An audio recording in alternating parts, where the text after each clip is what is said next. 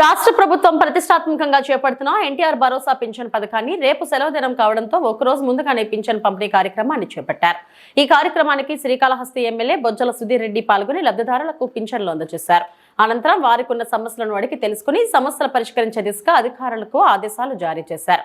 తదుపరి జాతీయ tailors day వేడుకల్లో పాల్గొని టైలర్లకు టైలర్స్ డే శుభాకాంక్షలు తెలియజేశారు. ఎమ్మెల్యే బొజ్జల సుధీర్ రెడ్డి మాట్లాడుతూ ఏపీ సీఎం నారా చంద్రబాబు నాయుడు పేదవారి కష్టాలను అర్థం చేసుకుని రేపు సెలవు దినం కావడంతో ఒకరోజు ముందుగానే లబ్ధిదారులకు పింఛన్లు అందజేయాలని తమకు ఆదేశాలు జారీ చేయడంతో ప్రభుత్వ అధికారులతో కూటమి నాయకులతో కలిసి నేడు లబ్ధిదారులకు పింఛన్లు అందజేశామని తెలియజేశారు.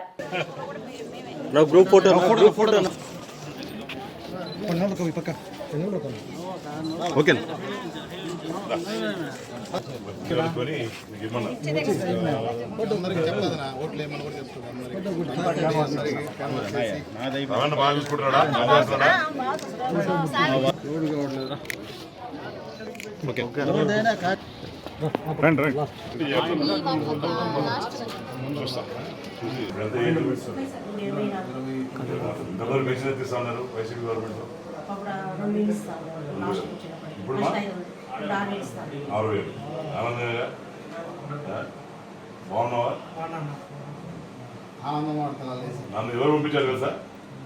చంద్రబాబు నాయుడు పంపించారు. చంద్రబాబు నాయుడు వచ్చి ఇంటికి వచ్చి మీతో మాట్లాడి మీ మంచి చెడులు కనుక్కొని హ్యాపీగా ఉండాలా.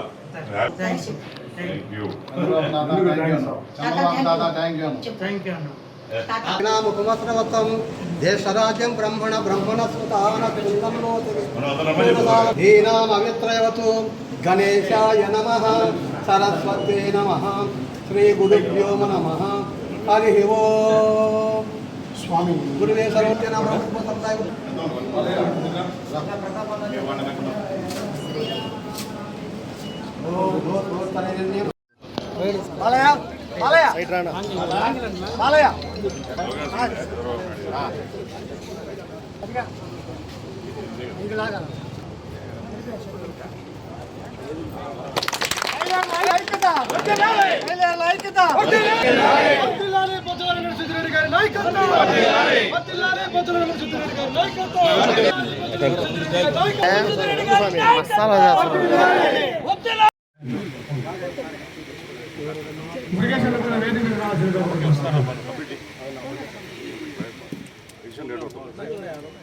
మేము టైలర్లుగా గర్వంగా చెప్పుకోదగ్గ నాయకులు ఎవరు అంటే మన మాజీ అనేది ఇష్టం లేకుండా అప్పటి మంత్రి వర్యులు బొజ్జల గోపాలకృష్ణారెడ్డి గారు జూబ్లీహిల్స్ లాగా నగర్ లాగా బ్రహ్మాండంగా ఉంది. దాంతో పాటు మనకి ఇచ్చింది అప్పుడు రామారావు గారు ముఖ్యమంత్రి ఉన్నారు. వారు సారథ్యంలోనే మనకు ఆ రోజు సుధీర్ రెడ్డి గారు మనకు సర్టిఫికేట్ కూడా కలిగించి అక్కడ ప్రజా సమస్యలు తీర్చారు. అది కాకుండా మళ్ళా యువ రక్తం ప్రవహించే కాళహస్తిని కూడా ఒక యువకులుగా ముసలుగా మా పొట్టలు కూడా యువకులుగా పరిగెత్తిస్తున్నటువంటి మన డైనమిక్ ఎమ్మెల్యే గారు బొజ్జల సుధీర్ రెడ్డి గారికి, అలాగే అసోసియేషన్ ప్రెసిడెంట్ టైలర్ అసోసియేషన్ పాలాకి, మిగతా టైలర్స్కు మరియు తెలుగుదేశం కుటుంబ సభ్యులకు అందరికీ నమస్కారాలు తెలియపరుస్తూ, మరి టైలర్స్ అంటేనే ఒక వినూత్నమైన వ్యక్తులు. మన వాళ్ళని అందంగా చూపించాలన్నా, అందవిహీనంగా చూపించాలన్నా వాళ్ళే ఎంత మంచి డ్రెస్ కుట్టి మనకేస్తే మనలో మరి ముఖ్య నాయకులు తెలుగుదేశం పార్టీ, బీజేపీ, జనసేన కార్యకర్తలు అందరితోని శ్రేణులతో కలిసి ఈరోజు పెన్షన్ పంపకానికి వచ్చాం. నిజంగానే ఎన్నో ప్రభుత్వాలు నేను కూడా చూశాను. కానీ ఈ రకంగా మామూలుగా పెన్షన్లు ఇచ్చే టైంలో కానీ, జీతాలు ఇచ్చే టైంలో కానీ 15 రోజులు 20 రోజులు లేట్ చేసే ప్రభుత్వం చూశాను. కానీ ఒకరోజు ముందే, అంటే రేపు ఆదివారం కాబట్టి ఈరోజు శనివారం కాబట్టి ముందే వచ్చి ఇవ్వాలి అనే ఒక ప్రభుత్వ పట్టుదల, ప్రభుత్వ ఆలోచన, ప్రభుత్వ తీరు, ప్రభుత్వ విధానం, ఆ నాయకుడు ఎట్లాంటి నాయకుడు నారా చంద్రబాబు నాయుడు గారు కావచ్చు, పవన్ కళ్యాణ్ గారు కావచ్చు, నారా లోకేష్ గారు కావచ్చు, ఏ రకంగా పనిచేస్తున్నారు, ఏ రకంగా ప్రజల పట్ల చిత్తశుద్ధిగా ఉన్నదానికి ఇది ఒక ప్యూర్ ఎగ్జాంపుల్. నేను కూడా నిన్న అసెంబ్లీ అయిపోయింది.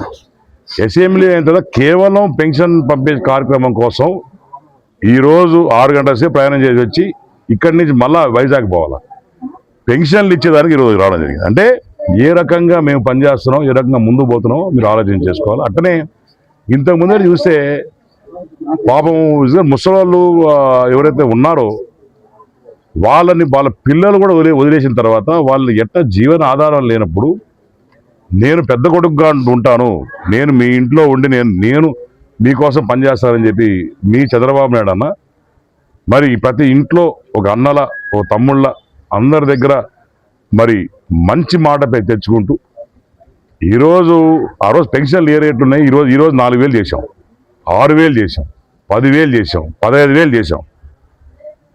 మొత్తం యావత్ భారతదేశంలో హైయెస్ట్ పెన్షన్స్ ఇచ్చేది ఆంధ్రప్రదేశ్. గర్వంగా చెప్పుకుంటాం. కొంతమంది అంటున్నారు ఓట్ల కోసం ఇస్తున్నామని. కాదు, మనసులు గెలుచుకోవడానికి ఇస్తున్నాం. పేదవాళ్ళ కష్టాలు అర్థమైనాయి కాబట్టి ఇస్తున్నాం. వాళ్ళు పడే కష్టాలు వాళ్ళు ఒక 70-80 ఏళ్ళు వచ్చిన తర్వాత వాళ్ళ మెడిసిన్స్ కావచ్చు అవన్నీ ఎంత కాస్ట్లీగా ఉంటాయో ఏంటో మీకు అన్నీ తెలుసు. ప్రతి ఒక్కరికి మా తల్లిదండ్రులు ఉన్నారు. నేను కూడా మా నాన్నగారు బాగాలేనప్పుడు దగ్గర నెలకు 20 లక్షల రూపాయలు ఖర్చు పెట్టాను ఆయన చనిపోక ముందర. ఎందుకు? ఆయన బతికిస్తుందని. అదే ఒక పేదవాడు ఉంటే అది పెట్టగలుగుతాడా? కనీసం మెడిసిన్ కొనుక్కోగలుగుతారా? అది ఆలోచించిన బాబు గారు ఈరోజు ఇంత చక్కగా చేస్తున్నాడంటే మీ అందరూ కూడా ఆయన గురించి ఆలోచించాలి. అటనే కూటమి ప్రభుత్వం వచ్చిన తర్వాత డెవలప్మెంట్ ఏ రకంగా చేస్తున్నాం, ఊర్లలో రూరల్ డెవలప్మెంట్ ఏం చేస్తున్నాం, టౌన్లో కళ్ళకి కనిపించేటట్టు ఏ రకంగా డెవలప్మెంట్ చేస్తున్నాం అనేది అది కూటమి ప్రభుత్వం వల్లే అయింది, కూటమి ప్రభుత్వం వల్లే అవుతుంది. ఇంకోటి కూడా మీ అందరూ చెప్పదలుచుకున్నా, ఇదే రకంగా బ్రహ్మాండంగా డెవలప్ చెయ్యి, ఇదే రకంగా మీకు పెన్షన్లు టైంకి వచ్చి, ఇదే రకంగా మీ జీతాలు మళ్ళీ టైంకి రావాలి, దాని తర్వాత అమరావతి డెవలప్ కావాలి. ఊర్లలో గత 5 సంవత్సరాలు చూసాం, చిన్న భిన్నం అయిపోయింది. ఎటువంటి డెవలప్మెంట్ లేదు, ఎటువంటి ఏది లేదు. కనీసం రోడ్ వేసిన పాపన పోలా, కనీసం డ్రైన్ క్లీన్ చేసిన పాపన పోలా. కానీ ఈరోజు చూస్తే శానిటేషన్ కావచ్చు, డెవలప్మెంట్ కావచ్చు, టెంపుల్ కావచ్చు, రోడ్డు కావచ్చు, ట్యాంకులు కావచ్చు, ఇవన్నీ కూడా ఎంత చక్కగా చేస్తాం అనేది మీకు కళ్ళ ముందర కనిపిస్తాం. ఇంతకుముందు అంటున్నారు, అయ్యా మేము అది రోడ్డు ఓపెన్ చేసినాము దాని గురించి పెద్ద చేసుకోండి చెప్పా. మనం డప్పు కొట్టుకునే అవసరంలే. ప్రజలే హర్షిస్తున్నారు, ప్రజలే ఆనందంగా ఉన్నారు. ఇంతకుముందు గోపాలన్న ఏ రకంగా పనిచేస్తాం అదే రకంగా సుధీర్ పనిచేస్తాం అని ఒక మంచి పేరు వచ్చింది. ఎక్కడ కూడా మనం తప్పుడు పని చేసే మనుషులం కాదు అని తెలుసు. అట్నే పాత పాలకు అన్నాడు హైదరాబాద్కి పోయి ఇప్పుడు 3 నెలలు అవుతుంది. మా లీడర్లు కూడా ఏమంటున్నారంటే నువ్వు 4 రోజులు పోయినా అన్న నా వల్ల కావట్లేదు అంటారు. ఆ రకంగా పనిచేస్తాడు. కాబట్టి అందరం కూడా కోరుకునేది ఏంటంటే మళ్ళా కూటమి ప్రభుత్వం రావాలా, మళ్ళా చంద్రబాబు నాయుడు రావాలా, మళ్ళా ఆ ఆధ్వర్యంలో మనందరం పనిచేస్తే ఒక స్వర్ణాంధ్రప్రదేశ్ దిక్కుగా ఒక విజన్ 2047 ఏ రకంగా ఉంటుందో మీకు తప్పకుండా చేసి చూపించడం జరిగింది.